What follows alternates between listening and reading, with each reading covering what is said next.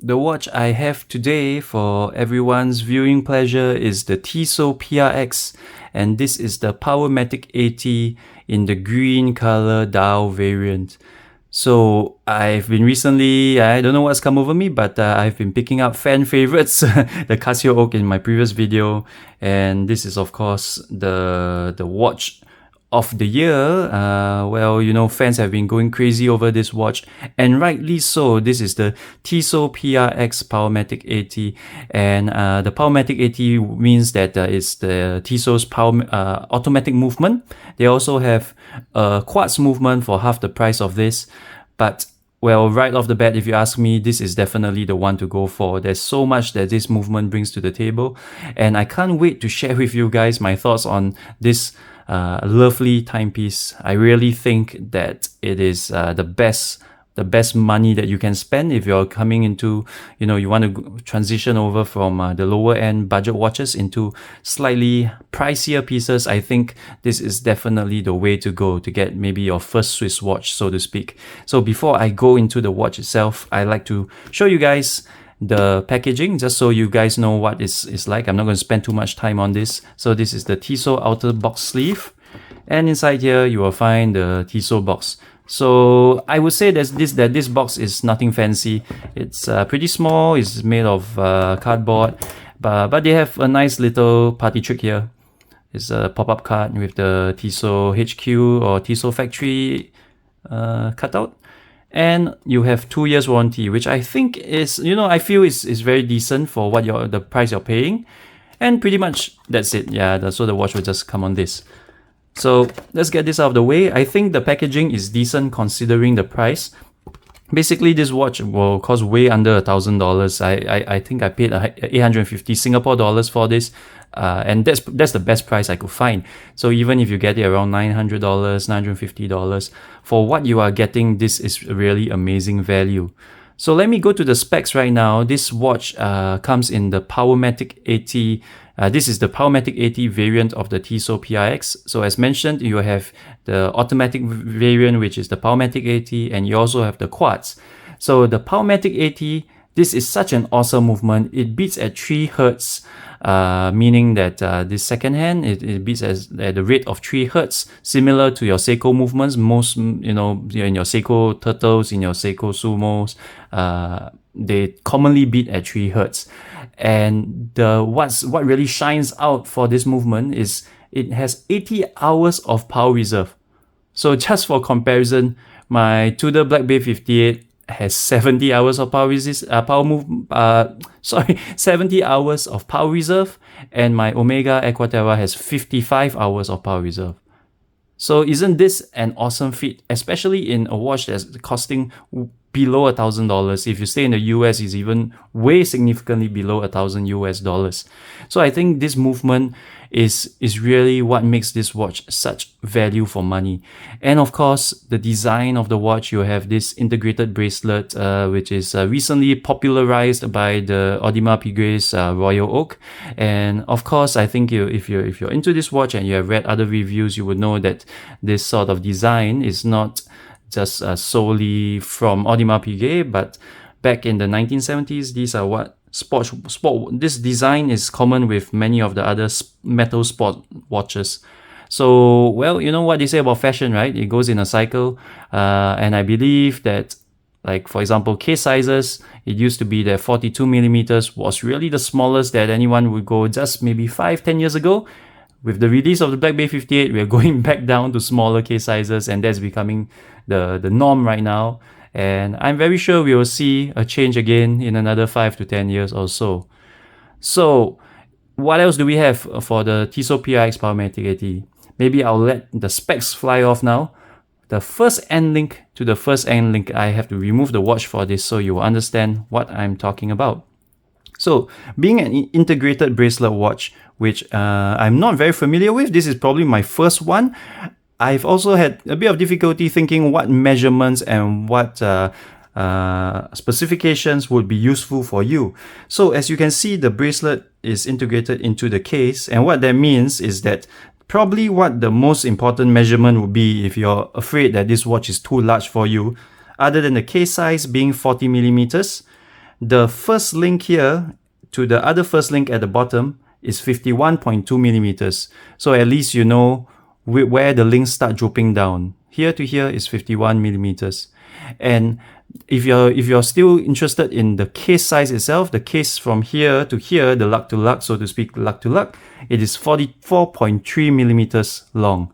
And the lug width over here is 11.7 millimeters. So I am very sure you won't have other straps lying around which are 11.7 millimeters wide. And the thickness is a very, very nice and very, very slim 10.9 millimeters. So that is the measurement which I'm very surprised that they're able to get this watch down to that slimness. So as a result of that, it wears really well on the wrist. We have this in terms of the aesthetics now, we'll hit to that. We have a sign crown with a T over there. So this is not a screw down crown, but it still provides 100 meters of water resistance, which is very awesome. So a sign crown over there. And of course, this is the star of the show, the awesome green dial. So wow, this is really hard to explain how it looks like in person. But normally when I film reviews, I like to do them in natural daylight. But today it's sort of overcast with shadows from clouds, so it's not very bright out. And I thought that if I use my artificial room lights as well, along with the natural light, it will create the most realistic shade of green that you'll probably see when you have this watch on your wrist. And so you can see it's not a very, very bright green. It is pretty subtle, but when the light hits it at certain angles, it does give off that green shine. And at other times, it appears to be a very black or very forest green dial. So here you go. This dial is I know I hate to use the term, but it does play with the light, and it's so interesting. Is very dynamic. It's not a static dial which looks the same under any lighting circumstance. It is so dynamic. It will always look different depending on whether you're indoors, outdoors, whether it's a rainy day, whether it's a sunny day. And that's what I love about this particular model color. And of course, you know, with the hype, what's these watches get, and also the Tiffany blue color, so to speak, the mint green Tissot PRX, which comes in the automatic version. I think that watch is pretty hyped. That color is pretty hyped up, and it may look nice in pictures. It may look nice on the camera, but it may not suit everybody's skin color. In fact, I think that a Tiffany blue dial only suits very, very specific people and very, very select people. So please don't get, you know, don't fall into the hype of the Tiffany blue dial. Get the color you really like. And I think that if you're choosing between the automatic and the Powermatic 80, I know the Powermatic 80 is double the price of the sorry, if you're choosing between the Quartz or the Powermatic 80, the Powermatic 80 is double the price of the Quartz version. But I think this movement really brings about a lot to love. It is probably one of the best entry-level Swiss movements that you can get out there. There's not much information from Tissot regarding this movement other than the fact that it's 3 Hz and it has 80 hours of power reserve. But based on my testing, I've had this watch for around 2 months, and I've been getting quite consistently -1 second a day. So I would think that, you know, it'll be better if it were +1, but -1 second per day is really nothing to scoff at. It is damn well within the cost requirements of -2 to +4, I believe, or -2 to +6. Oh, sorry, -4 to +6. Yes, my memory is getting a little hazy now. So cost requires a watch to perform -4 to +6 each day. And I think that this watch performing at -1 with its MSRP below $1,000 is really awesome. Of course, I think it will vary from watch to watch since these watches are not tested for accuracy to that level of standards. But I'm pretty sure that it won't be way too off that. Yeah. So as you can see, I have a 6.75 inch, a 6 3/4 inch wrist, and this watch wears excellently. You know, this is another thing that I got so enamored by when I bought this watch. The green dial is one of them, but you see how the light really reflects off each link. I know this is just being a kid, but the way they designed it is it just works. You know, these are brushed finishes for the bracelet, and yet it has this sort of shine and it doesn't look too gaudy. I think if they did this in perhaps a polished center link or polished outer links, it may look a little bit gaudy, but this is just perfect. It has the right amount of bling and it has the right amount of brush. So what I think could be improved in terms of the design for this watch, I think this watch gets a 9.9 out of 10 for me. So nothing too much, but well, I guess it can be slightly more blingy if we have polished sides over here or chamfer, because the bracelet it isn't very nice and it has the polished insides where they connect to each other over here and over here. But I think that if they did the sides here polished as well, it will look even more awesome. Yeah, it will just give that extra tinge of glitteriness without being over the top. And okay, so this is also a butterfly clasp and it does not have micro adjust. So does this bother me? I thought it would initially, because well, you always think that if you don't have micro adjust, you cannot get a good fit. But somehow I've managed to get a good fit because there are two half links that you can play with. So there's one half link here, and I'm not sure if I still have the other half link or I used it to size. Yep, the other half link is here. So you have two half links to play with, and it took me a bit of trial and error, but I managed to get the perfect fit on my 6 3/4 inch wrist. So closing it up, it does fit very well. I don't think a micro adjust will make it fit any better, and because of the butterfly clasp, it does lay on my wrist very comfortably and very flat as compared to a normal diver's sort of clasp. So all in all, I think this design and then this butterfly clasp with half links instead of micro adjust, it works for me. It looks nice. I would say I'll give this sort of solution a 7 out of 10. 7 out of 10 because it may not work for everyone. And maybe one more thing I want to point out that could be improved. It is the way they connect the links together. So I'm a huge fan of screw links, and this watch does not utilize screw links. It utilizes, in fact, pins. So you have to knock out the pins, and that's how you adjust the bracelet. So when it comes to pins, I'm alright with it because I'm used to, adjusting my bracelets myself.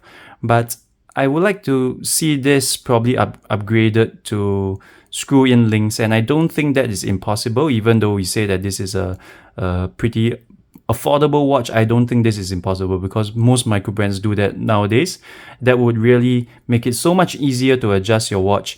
And the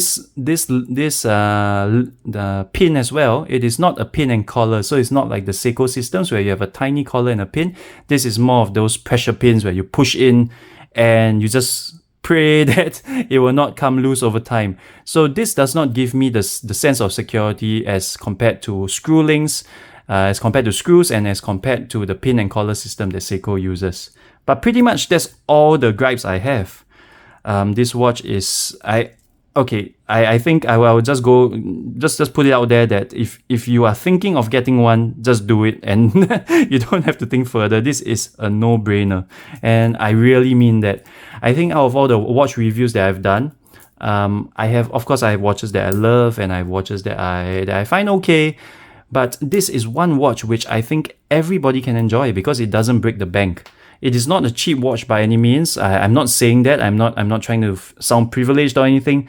But it is a watch that anybody can save up to get, and it will look awesome and it will look fantastic in any occasion. I think unless you have snobbish friends, you will do fine in any setting wearing this watch. There's no more rules about wearing a suit. You cannot wear this, or you have to wear a dress watch. No such thing today. So if you want a one and only watch to wear casually, to wear to work, to wear with a suit, I think this is awesome. and you will never go wrong with the Tissot PRX, especially this Powermatic 80 model. So guys, let me know what you think about the Tissot PRX. Let me know if you agree with me that the Powermatic 80 is the variant to get, or you think that the Quartz being half the price is actually way more worth it and way more bang for your money. I wanted to show you guys the loom performance of the Tissot PRX as well, and this is where the watch will probably not perform too well compared to its competitors. And I don't think that was what Tissot was going for when they released the PRX, but I think it is something that I should show you now. So as you can see, the loom is decently bright, but because of the very thin surface areas of the indices and the hands, you don't really have a lot of space to apply loom to. And well, if loom is your thing, then probably the PRX is not the watch for you. But I hope this loom shot has been useful for you. This is not nighttime, this is in the evening. But I think you sort of get an idea that, well, I'm just glad they did bother with loom for the PRX. But it's not going to win any loom wars, and it's not going to be the brightest watch at night.